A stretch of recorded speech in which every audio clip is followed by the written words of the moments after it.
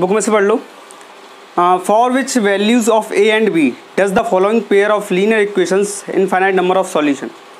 मतलब क्या है कि ए और बी की किस वैल्यू के लिए इन दोनों इक्वेशंस के इनफाइनाइट नंबर ऑफ सॉल्यूशन होंगे। मतलब क्या है, इन ए और बी की वैल्यू फाइंड करो जब इस इक्वेशंस के मैनी सॉल्यूशन दे रखे हों।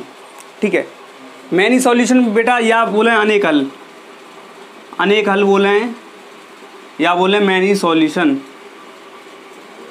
उसके लिए बेटा एक कंडीशन थी A1/A2 equal to B1/B2 equal to C1/C2 होना चाहिए। क्लियर। अच्छा, पहले तो इन इक्वेशंस को क्या करो, आप स्टैंडर्ड फॉर्म में रख लो। ठीक है, तो बेटा 2x + 3y - 7 equal to 0, a - b into x plus a + by, और ये 3a इधर आएगा माइनस का, और -b और a + 2 इधर आएगा तो इक्वल टू 0। कोई दिक्कत। अब यहाँ से देखो बेटा, a1 क्या है बेटा 2, b1 3 और c1 इक्वल टू -7। a2 क्या है बेटा a - b, और b2 क्या है बेटा a + b, और c2 क्या है बेटा -3a - b + 2। ठीक है बेटा। अच्छा, अब मैं इस कंडीशन को देखते हुए क्या करना है कि इनका रेशियो निकालना है A1/A2 B1/B2 और C1/C2, क्योंकि मैनी सॉल्यूशन है, equations have many solution.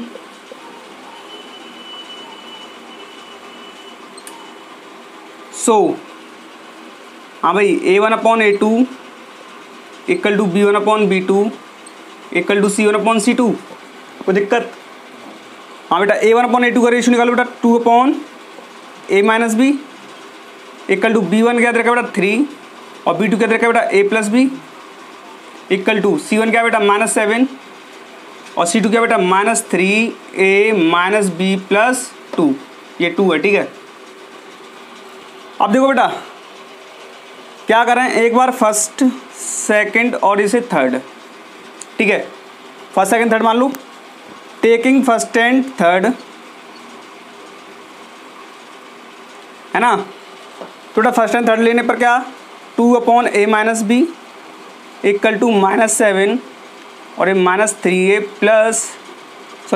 -b + 2 cross multiply करेंगे तो 2 × -3a माइनस का 6 आएगा, 2 × -b माइनस का 2b और 2 × 2 प्लस का 4 इक्वल टू 7 × a माइनस का तो -7a और -b × -7 माइनस माइनस कट जाएगा, प्लस का 7 भी आएगा। कोई दिक्कत। बेटा 7a को उधर लेके आओ तो प्लस का 7a हो जाएगा, और माइनस का 6a है तो बेटा प्लस का a बचेगा, और प्लस का 7 भी इधर आ गया, माइनस का हो जाएगा, और माइनस का 2 भी पहले से रखा है तो माइनस का 2 भी और माइनस का 7 भी, माइनस का 9 भी और +4 इक्वल टू 0। ये इक्वेशन फर्स्ट हो जाएगी। इक्वेशन सेकंड को ऐसे ही रखेंगे बेटा, सेकंड और थर्ड को लेंगे एक साथ तो इस टाइप से बनेगा, क्रॉस मल्टीप्लाई करेंगे 3 × -3 माइनस का 9a, 3 × -b माइनस का 3b और 3 × 2 6, 7 × माइनस का a मतलब -7 × -a माइनस का 7a, b × -7 तो -7b।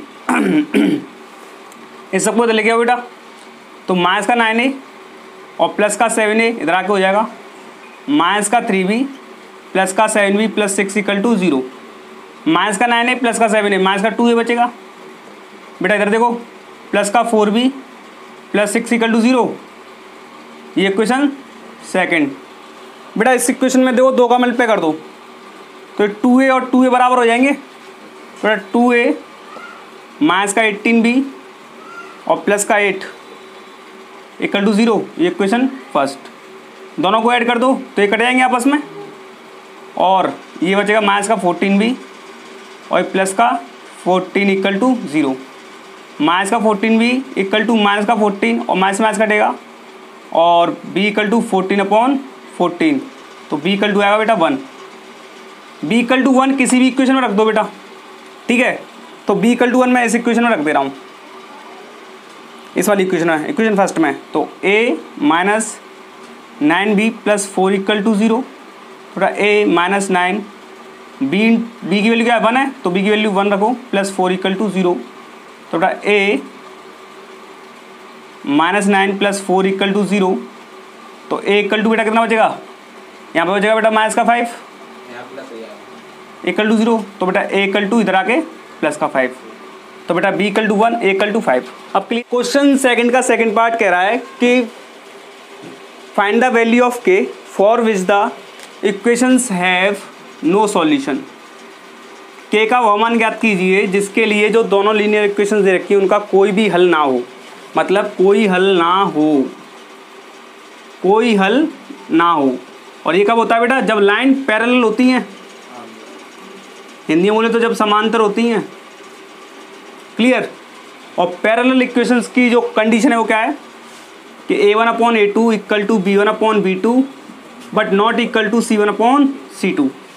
a1/a2 का रेशियो b1/b2 के रेशियो के बराबर होगा, लेकिन c1/c2 के रेशियो के बराबर नहीं होगा। ये इक्वेशन है पैरेलल कंडीशन, पैरेलल लाइंस के लिए ये कंडीशन है। ठीक है, तो बेटा सबसे पहले इन इक्वेशन को क्या करो, आप स्टैंडर्ड फॉर्म में लिखो, तो 3x + y -1 = 0। क्लियर। और 2x k - 1 × x + k - 1 × y -2k - 1 = 0। Clear. तो बेटा यहाँ से a1 की वैल्यू 3, b1 की वैल्यू 1 और c1 की वैल्यू -1। a2 की वैल्यू बेटा कितनी 2k - 1, b2 की वैल्यू बेटा k - 1 और c2 की वैल्यू बेटा -2k - 1। कोई दिक्कत। कंडीशन क्या देखिए बेटा a1/a2 = है b1/b2 के। Clear. Equations have no solution, so condition बनेगी बेटा a1/a2 = b1/b2। a1 की वैल्यू बेटा 3, a2 की वैल्यू बेटा 2k - 1 = b1 की वैल्यू बेटा 1 और b2 की वैल्यू k - 1। क्रॉस मल्टीप्लाई करो बेटा, 3k - 3 और 1 × 2k - 1 तो 2k - 1। क्लियर बेटा। 3k इस 2k को बदल के बेटा माइनस का 2k हो जाएगा, = -1 दे रखा है, इस 3 को इधर ले जाओ तो बेटा +3 हो जाएगा। बेटा 3k - 2k k आएगा और -1 + 3 तो 2 बचेगा बेटा, k = 2। तो बेटा k = 2 वैल्यू के लिए equations have no solution. Clear है। नोट बेटा क्वेश्चन दे रखा है a part of a monthly hostel charge is fixed. जो मंथली चार्ज है वो फिक्स्ड है किसी हॉस्टल का, and the remaining depends on the number of days one has taken food. और जो दूसरा पार्ट है उसका जो डिपेंड करता है कि उसने कितने दिन मेस से खाना खाया है। ठीक है। A takes food for 20 days and pays 1000 rupees hostel charge. A जो है 20 दिन खाना खाता है और 1000 रुपये चार्ज करता है हॉस्टल को। B takes food 26 days and pays 1180 rupees hostel charge. ठीक है। बी जो है 26 days खाना खाता है और चार्ज करता है 1180 रुपये। Find the fix charge and cost per day of food. Clear है। तो फिक्स चार्ज और एक दिन का खाना खाने की कीमत फाइंड कीजिए। ठीक है। तो लेट कर लेते हैं बेटा, let fix charge be x rupees and cost per day of food be y rupees. एक ए है और एक बी है, दोनों अलग अलग दिन खाना खाते हैं। मतलब ए जो है 20 days खाना खाता है और बी जो है 26 days खाना खाता है। तो बेटा एक केस मान लो ए का, for A and for B. बेटा एक फिक्स चार्ज है जो रहने का है, वो तो दोनों पे बराबर लगेगा, और फिक्स चार्ज हमने क्या लेट किया है x रुपीज़, तो x हो गया, प्लस एक दिन का खाना खाने की कॉस्ट है y रुपीज़, और जो ए है वो कितने दिन खाना खाता है 20 days। तो बेटा एक दिन खाना खाने की कीमत y रुपीज़, तो 20 days खाना खाने की कीमत 20 y रुपीज़। क्लियर। तो 20 y रुपीज़ दोनों का टोटल करने पर कितना देता है बेटा, वो 1000 रुपये पे करता है। ये इक्वेशन फर्स्ट हो जाएगी। बी के लिए बेटा फिक्स चार्ज तो x रहेगा, बट खाना खाता 26 डेज, तो 26y हो जाएगा इक्वल टू 1180 रुपीज़। ये क्वेश्चन फर्स्ट, ये क्वेश्चन सेकंड, इनको सॉल्व कर लो। क्लियर? थोड़ा इधर लेके आओ। On solving equation first and second, थोड़ा x plus 20y equal to 1000 rupees equation first, और x plus 26y equal to 1180 rupees equation second. Clear?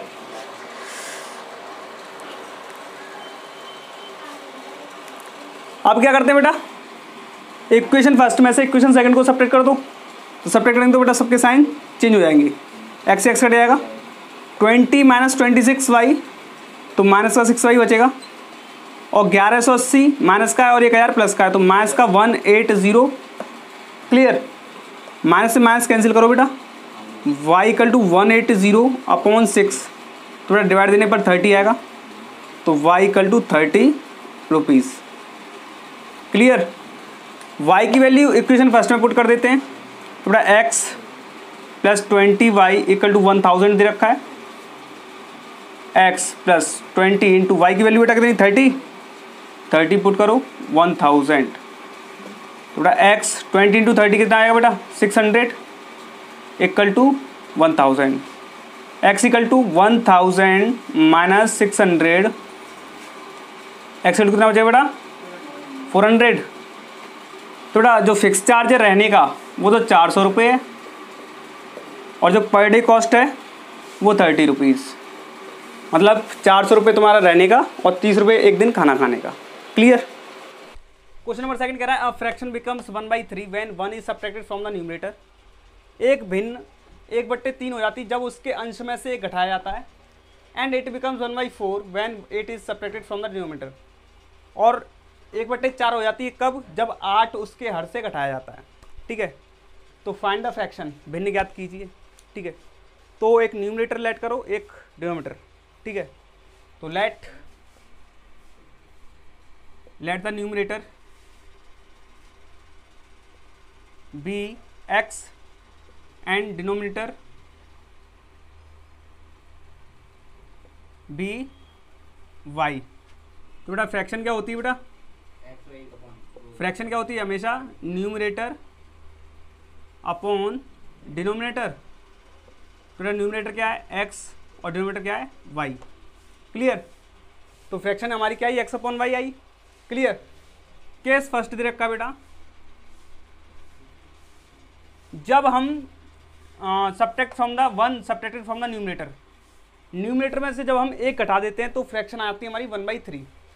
तो बेटा हमारी फ्रैक्शन दे रखी बेटा x अपॉन वाई, और जब हम न्यूमरेटर में से एक सब्ट्रैक्ट करते हैं तो न्यूमरेटर क्या बेटा हमारा x है, इसमें से सब्ट्रैक्ट करते हैं 1 तो फ्रैक्शन आती है 1/3।